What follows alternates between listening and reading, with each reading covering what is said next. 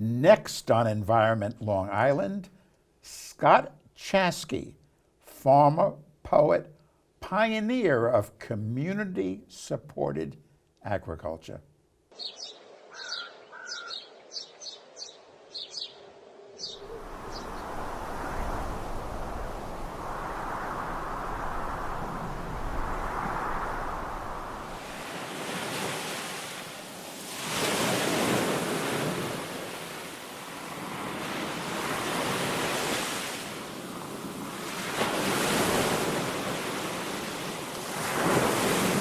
Welcome to Environment Long Island. I'm Karl Grossman, and I'm honored to have Scott Chaskey, as I noted, a farmer, an active farmer, decade after decade, a poet.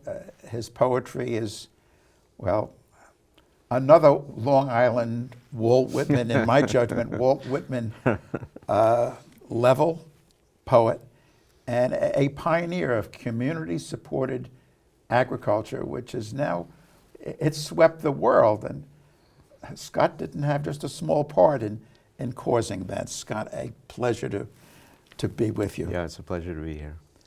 Let's just start off. Last year, 2019, you retired as the head of, the leader of, you were the creator of Quail Hill Farm in Amagansett. Mm-hmm.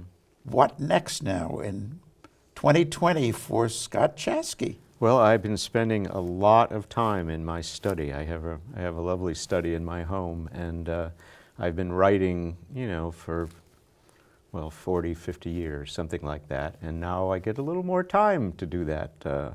Although I'm only, less than 60 days into it, so we'll see. There might be some other things happening too. I don't want to ask you for your plot. This would be your third nonfiction book. Yes. You did Seedtime. Yeah. You did, what was it? This Common Ground. This Common Ground, beautiful. Yeah. Mm-hmm. I mean, it's utterly a classic. Thank you. Seedtime is also, wow. Mm.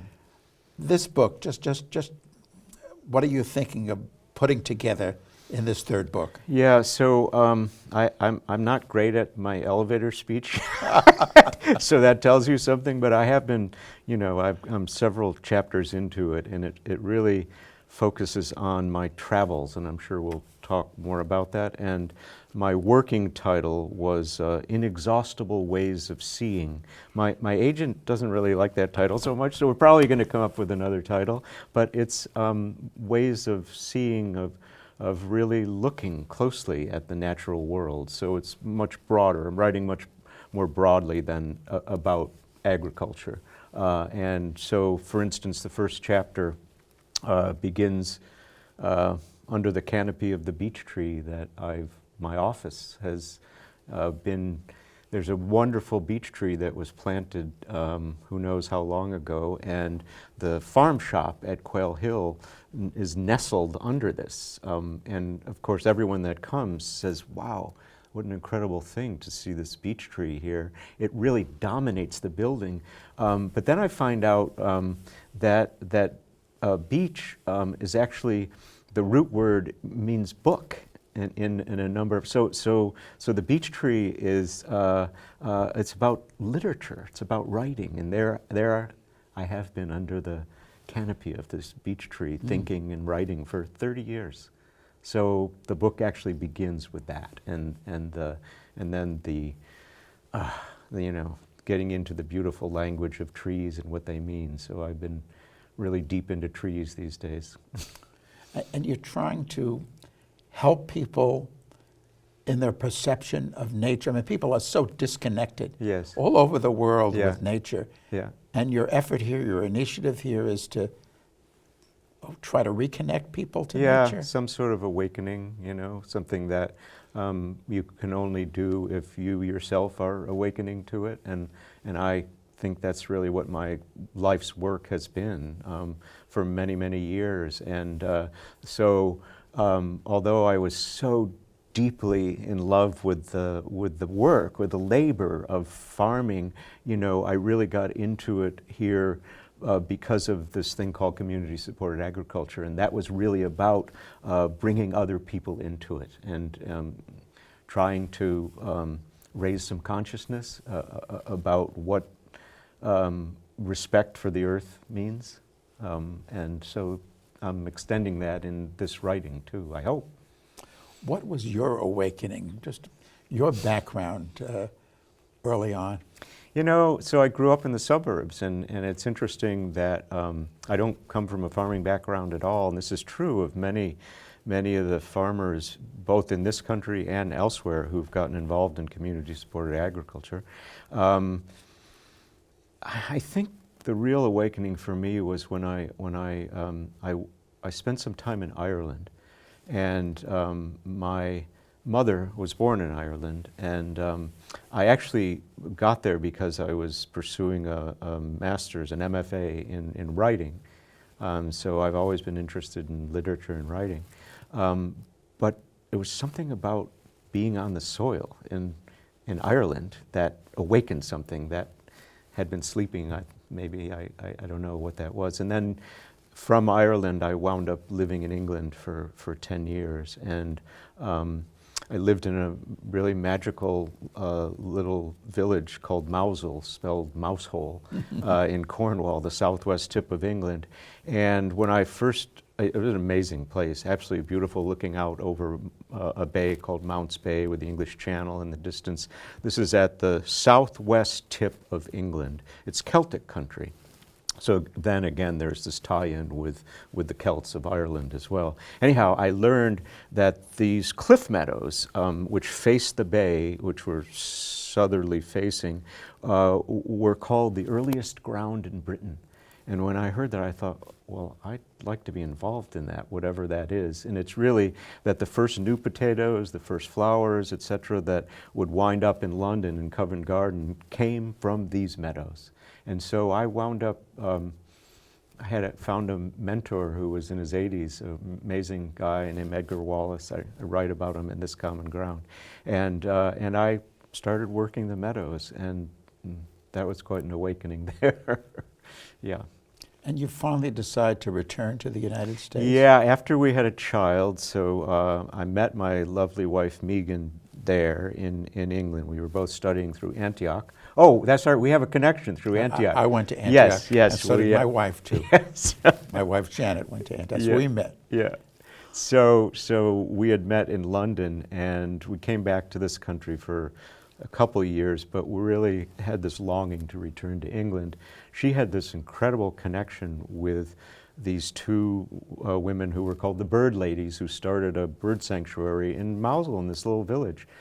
She had a correspondence with them that lasted many years. Anyhow, we wound up there in this sort of fairy tale story, and spent 8 years there. We're married there, had our first child. And it was at that point when we sort of felt, well, is this where we want to bring up our child? And so we had some questions, and we said, okay, let's go back and, see what it's like living in the States again after being away for a decade, basically. And then I got involved in this thing called community-supported agriculture.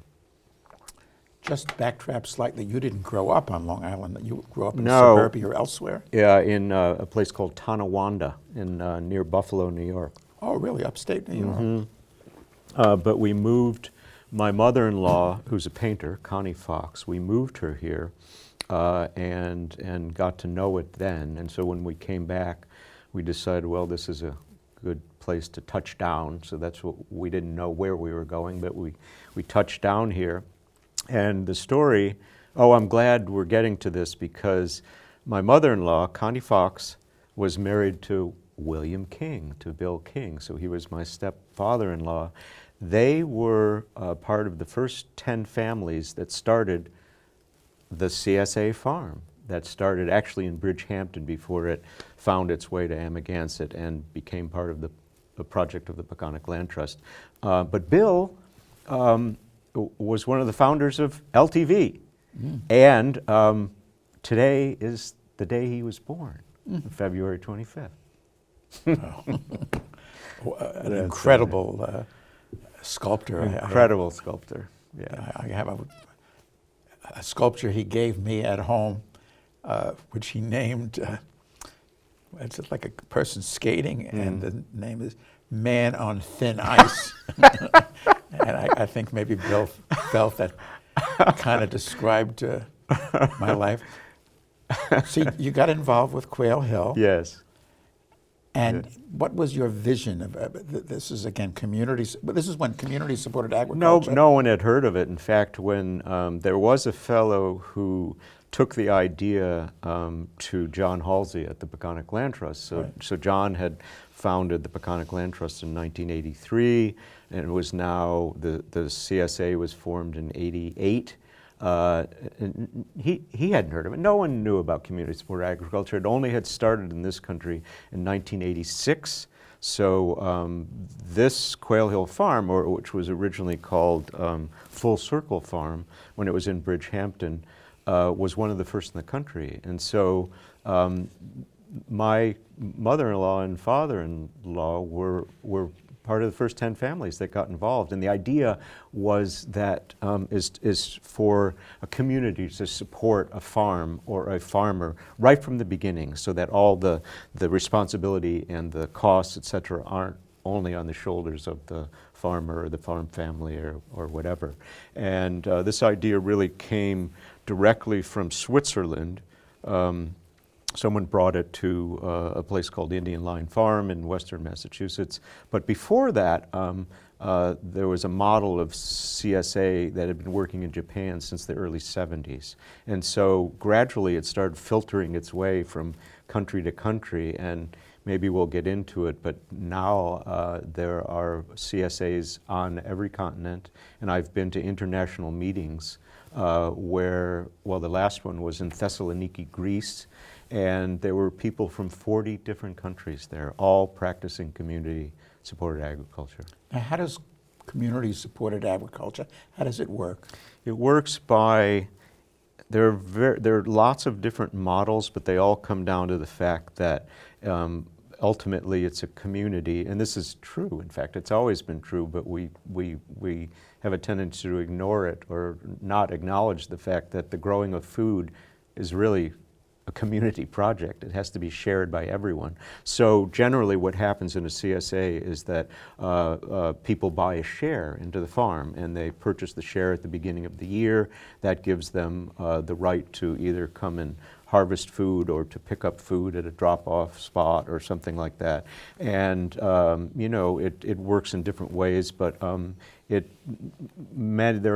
there's organizations that organize these drop-off places in cities, so it doesn't have to be, you don't have to always go to a farm, right? Mm-hmm. So when it started in this country, at the first meetings, which were held in a little Waldorf school in Kimberton, Pennsylvania, there were 25 people, and then there were 50 people, and then there were 150 people. There are now over 6,000, perhaps many more, in this country alone.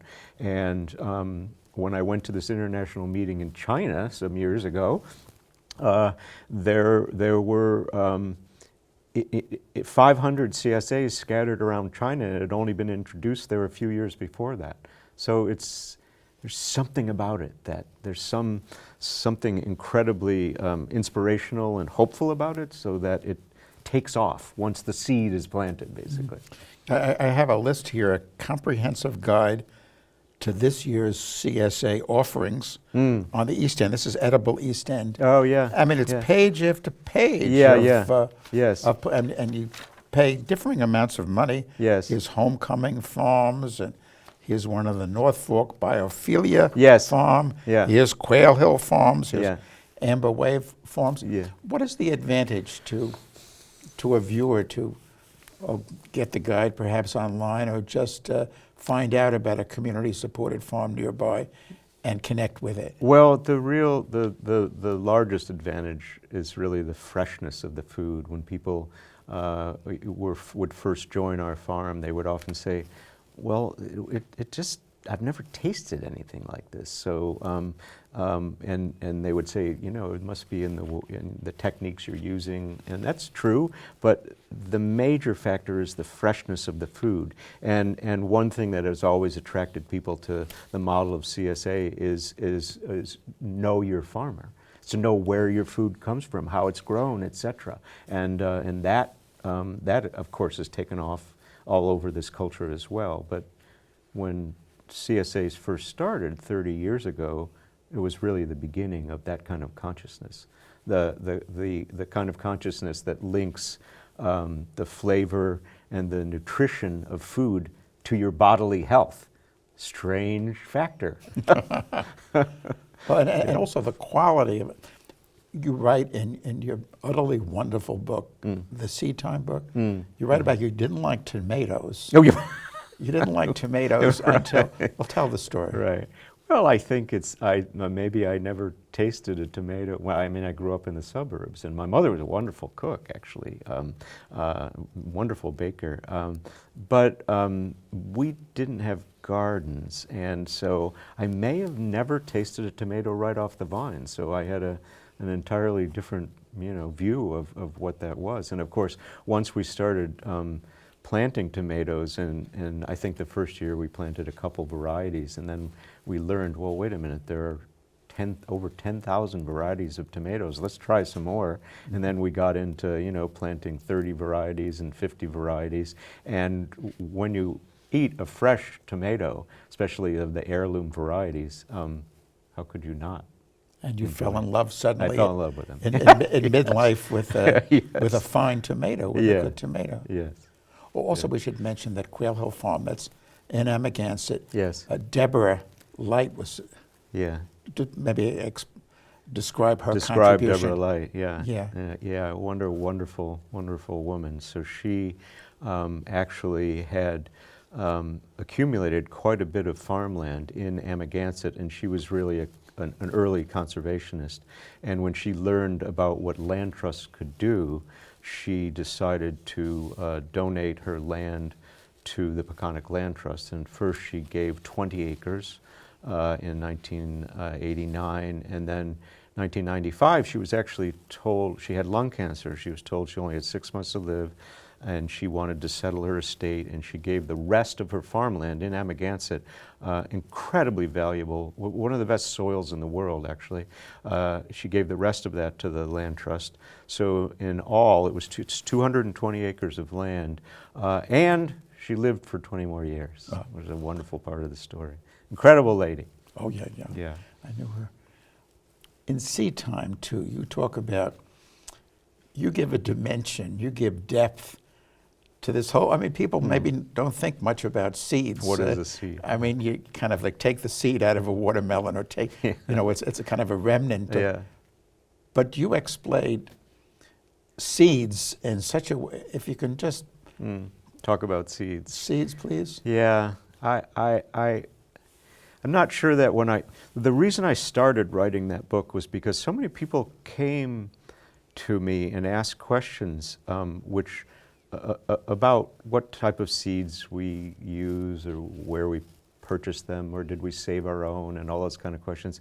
And I realized if these people who were part of our CSA, and obviously food conscious people, if they had all these questions and knew so little about what a hybrid or what an open pollinated plant is, that kind of thing, what do other people not know, And I thought, well, that's a reason to write a book about seeds. The other thing was, I heard a beautiful phrase from a woman named Grandmother Florida Mayo, who said that seeds have spirit, but they do not have a voice. And so I thought, well, I could perhaps be one voice in support of seeds, because what's happened in the last century, in the later 20th century really, was a takeover really by agribusiness to control the flow of seeds, and to actually patent seeds which had been for generations part of indigenous people and agriculture. The idea of actually patenting seeds is so bizarre to me that really was one of the reasons. But when you get into then what is a seed, that's it's so phenomenal. I mean that out of something so tiny, so much can come, including all the food that we that we consume. It's just the idea of it is so fantastic that I tried to get as close to thinking like a seed as I could when I was writing the book. It's again, a remarkable book, and explains things that people had, I never thought about, you know. Seedtime. Well, I hope so. Widely available. Yeah. And just if you can just summarize, it's hard, the Common Ground book. So that was really about, this Common Ground was really, I think the subtitle was Four Seasons on an Organic Farm. So it was really focused on the CSA and what CSA was. But when one of the first editors was reading part of the manuscript, she said, "Who's this character Edgar?" And so Edgar was my mentor in Mausel, and he just embodied what I'm still trying to write about, which is our interconnection with the natural world and with plants. And he embodied it. He lived it. And all I had to do was spend time with him to recognize that.